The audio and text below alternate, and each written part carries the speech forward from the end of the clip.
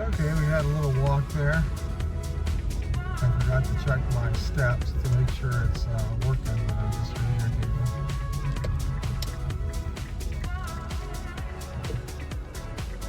Thought I'd take you on another way to get back to my house.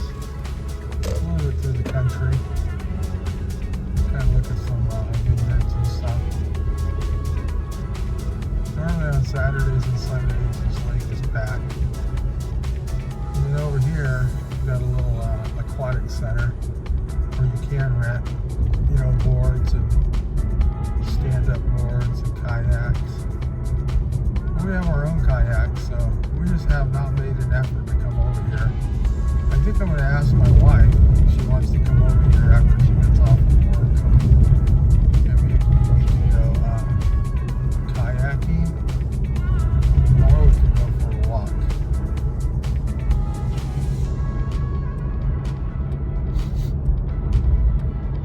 I mean, it's not a problem to hit my 10,000, and she says she wants to go for a walk, but I'm trying to keep it around 10,000. The first couple of days I was at 12,000, and the second day I was at 11,000. The third day I was at 10,000, so I'm trying to make an effort to stay there.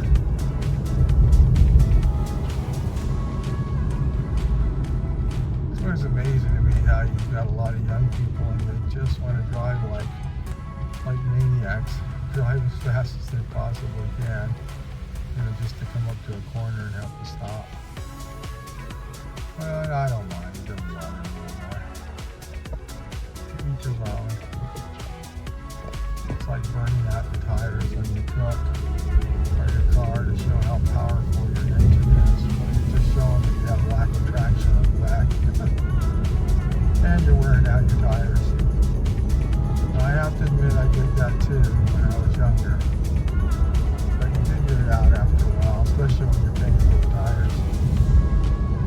So now we're leaving Lodi, going toward the west. There's a big microwave tower right there you can see to the left-hand side. And we're going to hit farmland as soon as we get out of here. I think a lot of people would think that California is just all highly populated, but we do have a lot of farms and things here. I've always wanted to get 5 acres and have a shop on it. That would be really, really nice for me. But my wife, she had an incident when she was 16, something breaking into her house, and living out in the country, she figures it's just scary. I think it's actually safer out in the country than it is in the city, but we've been married for 36 years, so we pretty much just go with what she thinks. But someday I would like to have some property. I had a chance to buy my mom's property, which is 5 acres out in the desert, and I really did like it because it wasn't where I grew up, but it was another place that my mother owned. And I really did like it because I love motorcycle riding, quad running, and 4x4. So that would be really cool. So when I was down there at one point thinking about buying it from my mom, I really tried to imagine me staying there overnight and whether my wife would be okay with it. And I came to the conclusion my wife is not going to stay there. So I will be there by myself. And do I really want to stay overnight in the middle of nowhere? Not really. So I decided not to do that. Passing a nice place over here called Jesse's Grove. We went there recently with some of our friends we went there one time for a birthday party, but then we went there another time just because they have a thing going on Thursdays or something. It was a really nice band. My wife and I got to really do a lot of dancing. It was a lot of fun. It was really fun to see her with such a big smile on her face. Most of my friends, they were like, I'm not dancing, the guys. So I just went out there and danced with all the ladies. But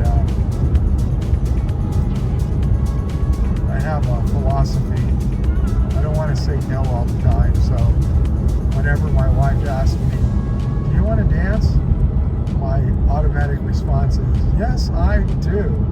So then I will go out there, and a lot of times I don't want to dance, but once I get dancing for a while, it is a lot of fun. And we had some 80-year-old lady come up to us while we were resting, and she said something along the lines of, I just wanted to find out what your husband is on. Are you know, I don't know what she thought, I was just drinking or something. I go, well, I don't drink. I go, I'm just high on life.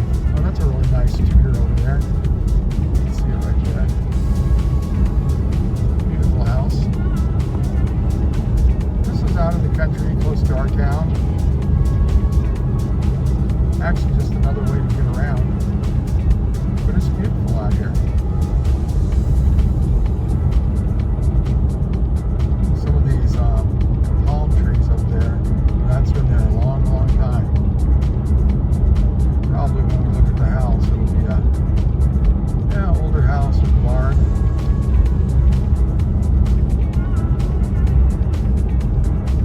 Now right now it really looks kind of scrubby because the grapes are all barren, but these grapes will get really, really full of leaves, and it is really pretty out here.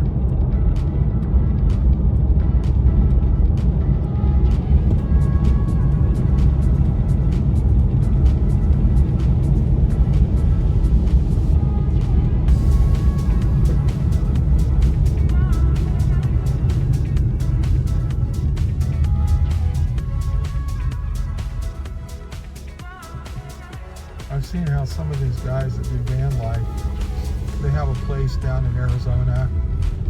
You know, it could even be as high as Flagstaff. And then they live there, you know, during the winter months when it's cold. And one of the guys who runs a channel, he appears to be very, oh, here you can see a bunch of trees. Those are grapevines that were all torn out. They tear them out quite a bit, and then they replant new ones. Because usually the growth curve on it, on the production curve, starts to go down after 5 or 10 years, so they'll just replace them.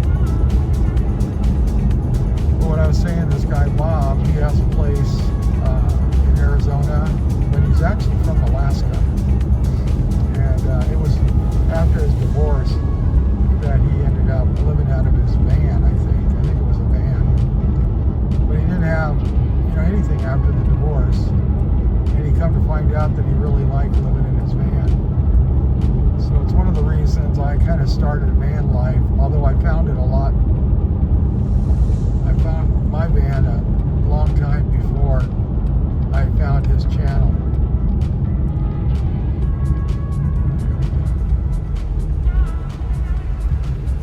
So I always thought, wow, that's pretty cool to have a place down in Arizona. He has his son lives up in Alaska. So he makes that trip all the way up to Alaska. I'm sure he's not in a rush doing it, but he likes doing that. He likes doing the trip, up and down. He had a big ambulance van, which I was really impressed with that. They're built so stout. But he ended up giving that up for a Subaru SUV. Now he's towing a small trailer. So I think the idea is that the trailer can stay on that property down in Arizona while he's traveling up to Alaska. But the trailer is made out with a bed, has solar cells and stuff on it. And I really thought I wanted to do that myself. But he got like a really small trailer. I'm used to towing really big trailers. And so I would really like to get a trailer that is at least a double axle, and then I would be able to travel around on it or in it, and more importantly, I'd be able to take a vehicle. So I'd be able to have a vehicle in the trailer. Of course, everything would have to fold up to the sides. That was nice.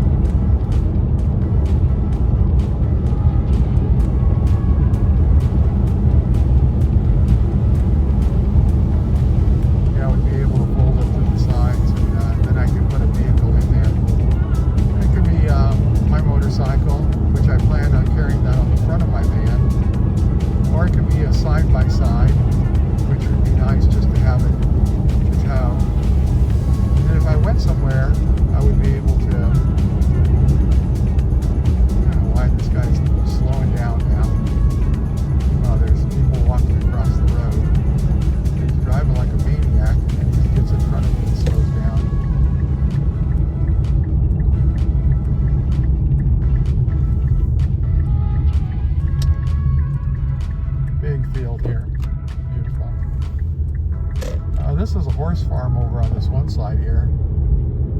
And I did a pool for the family. And I know that the main people that owned it, they're gone now. They're dead and gone.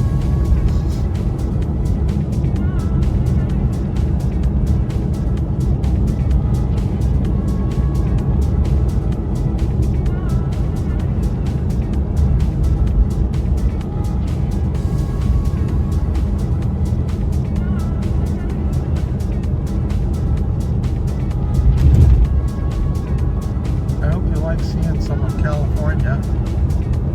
Usually when I have a friend come over from another state or whatever, I always like to take them for a ride through the country. It's actually very pretty.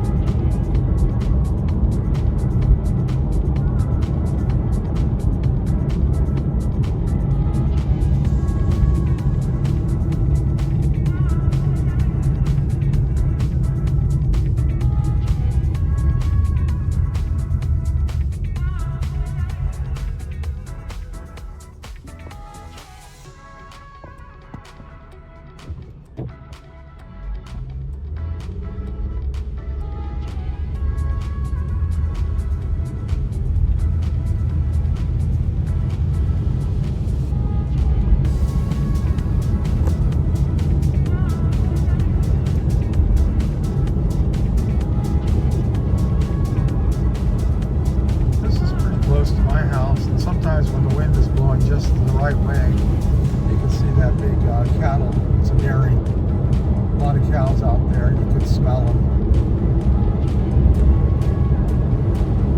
And sometimes when the wind is blowing from the south to the north, there's a pig farm that's kind of close to ours.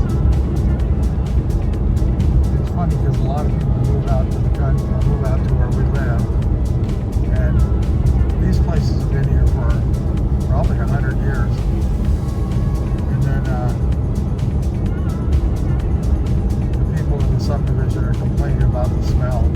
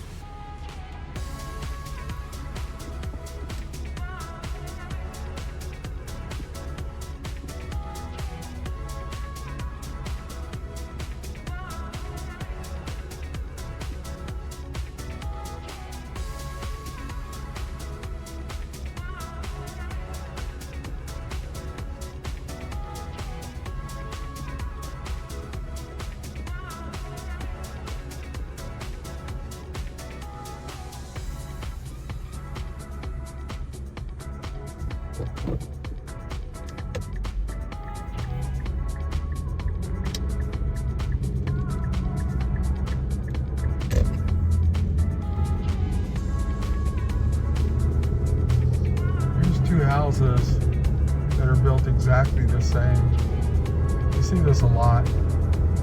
People come out here and build exactly the same house. You can always tell one of them is the father of the family. They have the money because they're outside and landscaping usually gets done first. Maybe the other one is the son or something like that.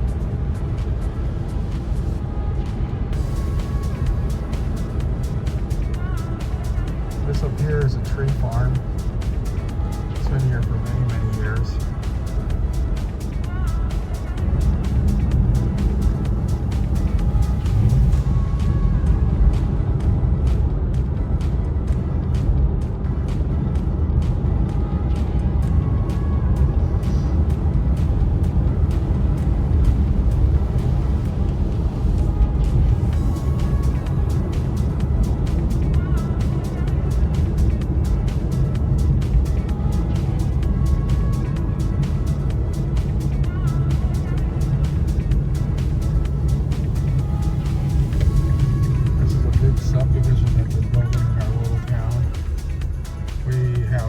constant construction going on out here. They never have a problem getting people to buy because they're moving from the Bay Area and San Francisco out to our area. They always want to know what's wrong with these houses. Why are they so cheap? There's nothing really wrong with it. It's just that it's just a cheaper place to live. The land is cheaper, and even our construction cost is cheaper. Our cost of labor is cheaper. So to them, it seems like a great deal, but for us, it seems high. If you live here, if you live here and you're trying to buy a house and you're a young person, it's really difficult. In fact, I don't even know how you do it without your family's help.